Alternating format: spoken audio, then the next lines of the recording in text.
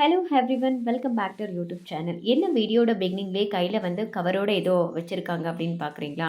So இது பார்த்தீங்கன்னா வீட்டில் ஹேர்வெஸ்ட் பண்ண ரெட் சில்லி. ஸோ வீட்லேயே ஹேர்வெஸ்ட் பண்ண ரெட் சில்லிஸை வச்சு நம்ம வீட்லேயே ஒரு சில்லி பவுடர் ரெடி பண்ணலாம் அப்படின்னு சொல்லி பிளான் பண்ணேன். பட் நல்லா யோசித்து ஒரு முடிவு எடுத்தேன். ஃபஸ்ட்டு குக்கிங் அண்ட் பிரேக்ஃபாஸ்ட் எல்லாம் முடிஞ்சதுக்கப்புறம் ஃப்ரெஷ்ஷப் ஆனதுக்கப்புறம் then we can start making chilli powder அப்படின்னு வந்து நான் டிசைட் பண்ணேன். ஸோ நான் வந்து இன்றைக்கி மார்னிங் என்ன குக் பண்ண போகிறேன் அப்படின்னா, இன்றைக்கி நம்ம சப்பாத்தியும் வெஜ் குருமாவும் குக் பண்ண போகிறோம். குக் பண்ணுறதுக்கு முன்னாடி ஆஸ் யூஷுவல் எல்லோரும் செய்கிற மாதிரி நம்ம கிச்சனை கொஞ்சம் நீட்டாக வந்து க்ளீன் பண்ணிடலாம். தென் வந்து நம்ம குக் பண்ண ஸ்டார்ட் பண்ணலாம். ஸோ நான் இன்றைக்கி பார்த்திங்கன்னா ஒரு 300 கிராம்ஸ் வந்து வீட் ஃப்ளார் வந்து எடுத்திருக்கேன். ஸோ இந்த 300 கிராம்ஸ் வீட் ஃப்ளாருக்கு வந்து ஒரு 3 பேருக்கு எவ்வளோ ஆகுமோ அந்தளவுக்கு வந்து நம்ம குக் பண்ணலாம் இன்றைக்கி.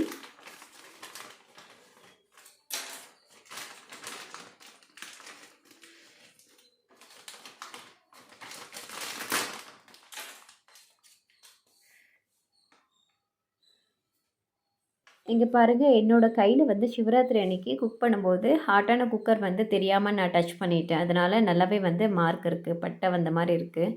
யாரோ சூடு வச்ச மாதிரி தெரியுது. பட் நானாக இது பண்ணிக்கிட்டது தான்.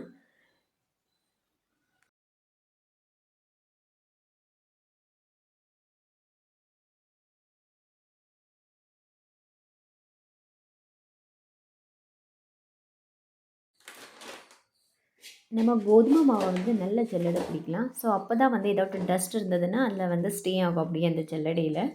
ஸோ இந்த மாவில் வந்து எதுவுமே வந்து இம்ப்யூரிட்டிஸ் வந்து இல்லை. நான் ஜல்லடை பிடிச்சி பார்த்தேன். பட் எல்லாமே நீட்டாக தான் இருக்குது. பட் இருந்தாலும் ஜஸ்ட் ஒரு கிளாரிஃபிகேஷனுக்காக நம்ம ஜல்லடை பிடிக்கலாம். கொஞ்சமாக வந்து நான் சால்ட் ஆட் பண்ணிக்கிறேன் அண்ட் வாட்டர் வந்து ஆட் பண்ணிவிட்டு நல்லா வந்து மிக்ஸ் பண்ணிக்கலாம். ஸோ எல்லாருக்கும் வந்து இது தெரிஞ்சது தானே சப்பாத்தி. அதனால் நான் இந்த மாவை வந்து மிக்ஸ் பண்ணிவிட்டு ஃபைனலாக வந்து உங்களை மீட் பண்ணுறேன். பட் வாட்டர் வந்து போடும்போது கொஞ்சம் கொஞ்சமாக சேர்த்து மிக்ஸ் பண்ணிக்கோங்க. அட் அ டைம் வந்து வாட்டர் போடாதீங்க. ஸோ நான் கம்ப்ளீட்டாக மிக்ஸ் பண்ணிட்டேன். இப்போ பாருங்கள், இதில் வந்து கொஞ்சமாக எண்ணெய் போட்டு மிக்ஸ் பண்ணியிருக்கேன். டச் பண்ண ரொம்பவே வந்து சாஃப்டாக இருக்குது. ஸோ இதை வந்து சைடில் வச்சுட்டு கிச்சன் எல்லாமே க்ளீன் பண்ணிடலாம் அகைன்.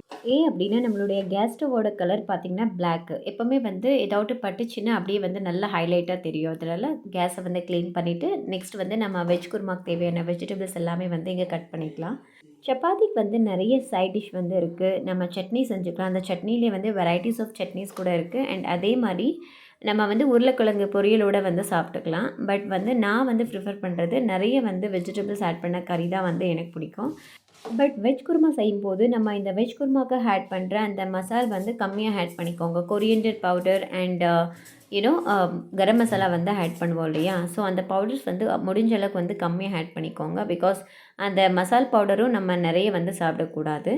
ஸோ இந்த வெஜ் குருமா செய்கிறதுக்கும் கொஞ்சம் டைம் எடுக்கும். அதனால தான் நான் ஃபஸ்ட்டே வந்து மாவை வந்து மிக்ஸ் பண்ணி வச்சுட்டேன். ஏன்னா நம்ம மிக்ஸ் பண்ணி இந்த வெஜிடபிள்ஸ் கட் பண்ணுறதுக்குள்ளே மாவு வந்து ரொம்ப நல்லா சாஃப்ட் ஆகிடும்.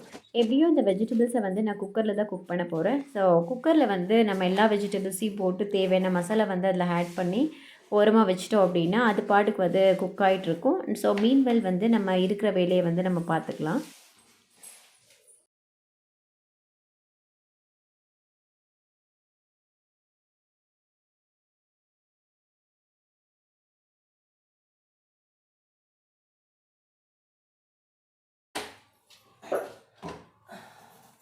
நான் நெக்ஸ்ட்டு கட் பண்ணுற வெஜிடபிள் வந்து கோல்ட்ராபின். இந்த கோல்ட்ராபினோட ஸ்கின் வந்து கொஞ்சம் ஹார்டாக இருக்கும். நான் ஃபஸ்ட்டு வந்து நைஃபால் கட் பண்ணேன். பட் அந்த மாதிரி கட் பண்ணும்போது இந்த கோல்ட்ராபினோட ஸ்கின்னோடு அது வந்தது. ஸோ நிறைய வேஸ்ட் ஆகும்னு சொல்லிவிட்டு நான் இந்த குக்குமரோட பீலரை வச்சு நான் பீல் ஆஃப் பண்ண ட்ரை பண்ணேன். பட் ரொம்ப ஹார்டாக இருக்கிறதுனால அதுலேயும் முடியல. அகெயின் வந்து அதனால் நான் என்ன பண்ணேன்னா பேக் டு நைஃப்கே வந்து போயிட்டேன். ஸோ நைஃபாலே நம்ம கட் பண்ணிக்கலான்னு சொல்லிவிட்டு அகெயின் வந்து நான் இங்கே நைஃபால் கட் பண்ணிகிட்ருக்கேன். கொஞ்சம் ஸ்கின் வந்து ஹார்டாக தான் இருக்குது. ஏன்னா இதோட சைஸ் பார்த்திங்கன்னா கொஞ்சம் பெருசாக இருக்குது.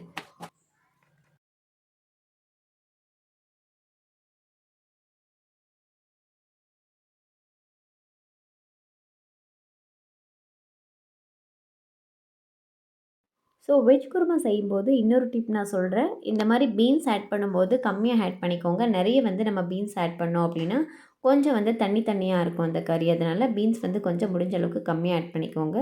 அதே மாதிரி கேரட்டோட ஸ்கின்னையும் நான் பீல் ஆஃப் பண்ணிவிட்டு ஒரு வாட்டி தண்ணியில் வாஷ் பண்ணிவிட்டு நான் இங்கே கட் பண்ணிகிட்ருக்கேன். கேரட் வந்து அதிகம் போட்டுக்காதீங்க. ஏன்னா வந்து கேரட் நம்ம அதிகம் யூஸ் பண்ணோம் அப்படின்னு கறியில் அந்த கம்ப்ளீட் கறியும் வந்து ஸ்வீட்டாக இருக்கும். அதனால் கேரட் வந்து முடிஞ்ச அளவுக்கு வந்து 1 மேக்ஸிமம் ஒரு மீடியம் சைஸ் கேரட் வந்து 1 வந்து போட்டுக்கோங்க. ஸோ எல்லா வெஜிடபிள்ஸும் நான் கட் பண்ணி முடிச்சிட்டேன். ஸோ நெக்ஸ்ட்டு வந்து நான் ஆனியன் வந்து கட் பண்ணிகிட்ருக்கேன். ஸோ இந்த நைஃப் பார்த்திங்கன்னா நான் நிறைய வருஷமாக வந்து யூஸ் பண்ணிகிட்ருக்கேன். இந்த நைஃப் வந்து லைட்டாக காலையில் பெண்ட் ஆயிடுச்சு. ஏன்னா கோகோனட் வந்து எடுக்க போயிட்டு அது வந்து பெண்ட் ஆயிடுச்சு. ஸோ இவ்வளோ வருஷமாக எதுவுமே ஆகாமல் நான் காப்பாற்றிட்டு வந்தேன். பட் இன்றைக்கி பார்த்திங்கன்னா லைட்டாக பெண்ட் ஆயிடுச்சு. பட்ஸ் ஓகே, நல்லதாக கட் பண்ணிகிட்ருக்கு.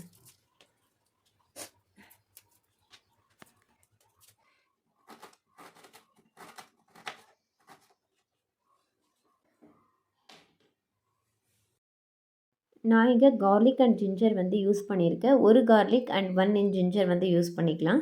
ஸோ கார்லிக் வந்து யூஸ் பண்ணும்போது கூட வந்து ரொம்ப பெரிய கார்லிக்காக யூஸ் பண்ணாதீங்க. ஒரு 4 to 5 பல் இருந்தாலே போதும். சின்ன கார்லிக்காக பார்த்து வந்து யூஸ் பண்ணிக்கோங்க. இந்த கோகோனட் எடுக்க போய் தாங்க நைஃப் வந்து பெண்ட் ஆயிடுச்சு காலையில்.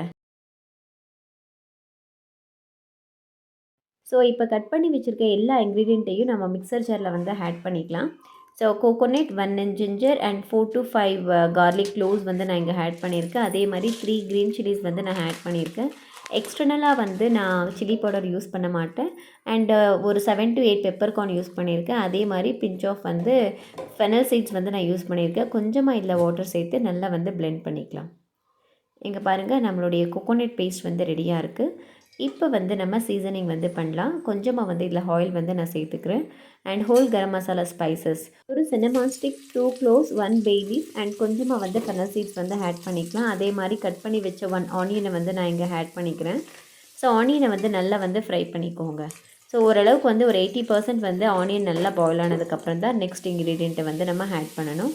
நான் இங்கே பார்த்திங்கன்னா ஒரு மீடியம் சைஸ் டொமேட்டோ வந்து இதில் ஆட் பண்ணிகிட்ருக்கேன். ஆட் பண்ணிவிட்டு ஒரு 2 மினிட்ஸ் வந்து இதை நல்லா மிக்ஸ் பண்ணிக்கலாம். நெக்ஸ்ட் வந்து நம்ம கட் பண்ணி வச்ச வெஜிடபிள்ஸ் எல்லாமே வந்து இதில் சேர்த்துக்கலாம்.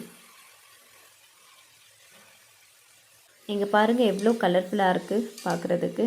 அண்ட் இதை வந்து நல்லா இந்த ஆயிலில் வந்து மிக்ஸ் பண்ணிக்கலாம். நிறைய நேரம் மிக்ஸ் பண்ணணும்னு அவசியம் கிடையாது. எப்படி இருந்தாலும் வந்து நம்ம குக்கரில் லிட்டை க்ளோஸ் பண்ணிவிட்டு ஒரு 3 விசில் வந்து விட போகிறோம். கொஞ்சமாக வந்து இதில் சால்ட் வந்து ஆட் பண்ணிக்கலாம்.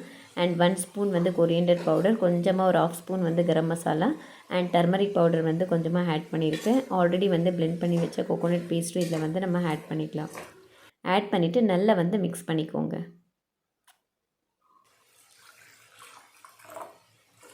நம்மளுடைய மிக்சர் ஜாரில் வந்து அகைன் கொஞ்சம் வந்து விழுது இருக்குது. ஸோ அதையும் நம்ம வேஸ்ட் பண்ண மாட்டோம் இல்லையா. லைட்டாக இதில் தண்ணியை ஊற்றிட்டு 2 கையால் இப்படி ஷேக் பண்ணும்போது லிட்டில் ஏதாவது வந்து அந்த பேஸ்ட் வந்து அப்படியே இருந்ததுன்னா நல்லாவே ரிமூவ் ஆகிடும்.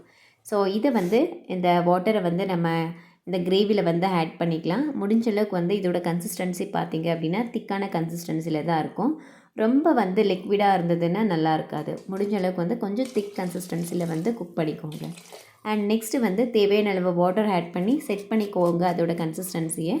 பேரலாக வந்து நம்ம இந்த கொரியண்டர் லீவ்ஸை வந்து வாஷ் பண்ணிவிட்டு கட் பண்ணிவிட்டு ஃபைனலி வந்து நம்ம தூவி விட்டோம் அப்படின்னா இந்த கறியில் நம்மளுடைய வெஜ் குருமா வந்து ரெடி ஆகும். After 3 whistles.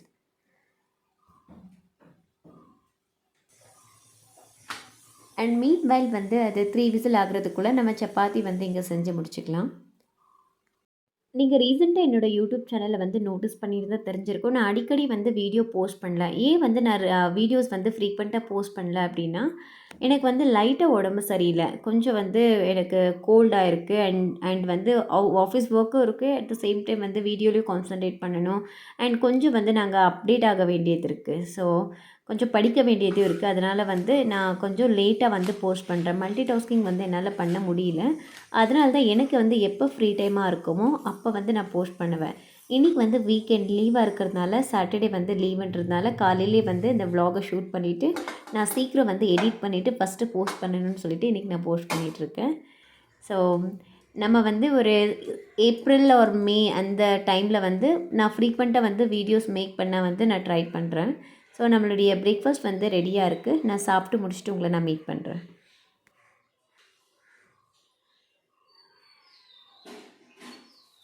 ஸோ நெக்ஸ்ட்டு வந்து நான் வீடியோ பிகினிங்கில் சொல்கிற மாதிரி நான் வீட்லேயே வந்து ஹார்வெஸ்ட் பண்ண சில்லிஸ் வந்து இருக்குது. நான் ஹார்வெஸ்ட் பண்ணது கிடையாது, எங்கள் அம்மா ஹார்வெஸ்ட் பண்ண சில்லிஸ் அது. ஸோ இந்த சில்லிஸ் வந்து நான் யூஸ் பண்ணிவிட்டு இன்றைக்கி வந்து வீட்டில் ஹோம்மேட் சில்லி பவுடர் வந்து தயாரிக்க போகிறோம். ஸோ இங்கே கவரில் வந்து நான் இங்கே இன்னும் வச்சுருக்கேன் இல்லையா, ஸோ இந்த சில்லிஸும் அண்ட் இந்த சில்லிஸ் இந்த குட்டி குட்டியாக கொஞ்சம் கலர்ஃபுல்லாக இருக்க சில்லிஸ் வந்து கடையில் வாங்கினது. கொஞ்சம் யூஸ் பண்ணியிருக்கோம், கொஞ்சம் அப்படியே இருந்தது. ஸோ இந்த கவரில் வந்து நான் வச்சுருக்க சில்லிஸ் பார்த்திங்க அப்படின்னா அது வீட்டில் வந்து ஹார்வெஸ்ட் பண்ண சில்லிஸு. ஸோ இது ரெண்டுத்தையும் வந்து ஆட் பண்ணிவிட்டு இன்றைக்கி வந்து ஹோம்மேட் சில்லி பவுடர் பண்ணலாம் அப்படின்னு சொல்லிட்டு ஜஸ்ட் ஒரு எக்ஸ்பெரிமெண்ட் மாதிரி தான். ஸோ பண்ணலான்னு சொல்லி நான் வந்து பிளான் பண்ணேன். அதனால தான் இந்த சில்லிஸ் யூஸ் பண்ணி நம்ம இன்றைக்கி ஹோம்மேட் சில்லி பவுடர் வந்து ரெடி பண்ணிக்கலாம். ஸோ இப்போ வந்து நான் மிக்சர் ஜாரில் வந்து ஆல்ரெடி இந்த கவர் மேலே வச்சுருக்க சில்லிஸ் வந்து இதில் ஆட் பண்ணிக்கிறேன்.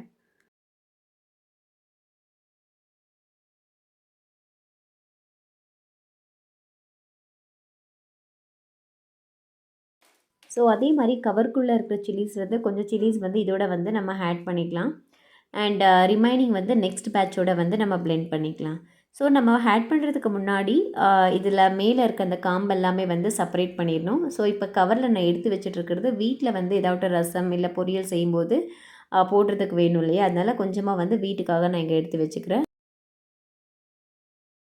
ஸோ இந்த சில்லிஸில் வந்து நம்ம காம்பை வந்து செப்பரேட் பண்ணலாம். ஏன் அப்படின்னா நம்ம பிளெண்ட் பண்ண போகிறோம். ஸோ சில்லி பவுடர் பண்ணுறதுக்கு முன்னாடி காம்பை வந்து செப்பரேட் பண்ணிட்டு தான் நான் யூஸ் பண்ண போகிறேன். அந்த இன்னும் மிஷினில் கொடுத்து அரைக்கும் போது எப்படி பண்ணுவாங்கன்னு தெரியல. இங்கே பாருங்கள், காம்பு எல்லாமே நான் செப்பரேட் பண்ணிவிட்டேன். ஸோ இது வந்து நெக்ஸ்ட் பேட்சில் வந்து நம்ம அரைச்சிக்கலாம். ஏன்னா வந்து மிக்சர் ஜார் வந்து குவான்டிட்டி வந்து கம்மியாக தான் பிடிக்கும். இது பெருசாக தான் இருக்குது, அதுக்குன்னு சொல்லி நம்ம ரொம்ப வந்து ஃபில் பண்ணக்கூடாது. அதோட முக்கால்வாசி ஃபில் பண்ணிவிட்டு நம்ம வந்து பிளெண்ட் பண்ணிக்கலாம். இங்கே பாருங்கள், நம்மளுடைய சில்லி பவுடர் வந்து ரெடியாக இருக்குது. நான் காட்டுறேன். இதை வந்து ஜல்லடை பிடிக்கணும் அண்ட் ஆறுனதுக்கப்புறம் தான் நம்ம வந்து பாக்ஸ்குள்ளே போடணும். பட் நான் வந்து பாக்ஸ்குள்ளே போட்டுட்டு லிட்டை க்ளோஸ் பண்ணாமல் கொஞ்சம் நேரம் வந்து ஆற விட்டுருவேன்.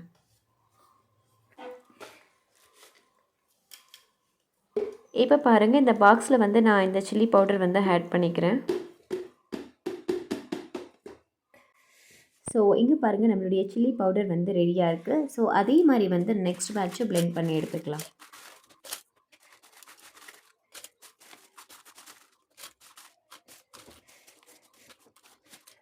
காம்பு எல்லாமே நான் இங்கே ஸ்டோர் பண்ணி வச்சுருக்கேன். அகைன் வந்து இந்த காம்பெல்லாம் எடுத்துகிட்டு போயிட்டு அந்த செடிக்கிட்ட போடும்போது அது உரமாக வந்து மாறும். அதனால் நான் அப்படியே வச்சுருக்கேன். அண்ட் நெக்ஸ்ட் பேட்சையும் நம்ம வந்து இந்த பாக்ஸ்குள்ளே வந்து ஆட் பண்ணிக்கலாம். நீங்கள் பாருங்கள், நம்மளுடைய சில்லி பவுடர் வந்து ரெடியாக இருக்குது. நம்மளுடைய எக்ஸ்பெரிமெண்ட் வந்து சக்ஸஸ்ஃபுல்லாக கம்ப்ளீட் பண்ணிட்டோம். நம்ம நெக்ஸ்ட் வீடியோவில் மீட் பண்ணலாம். Until that, stay tune, take care, bye bye.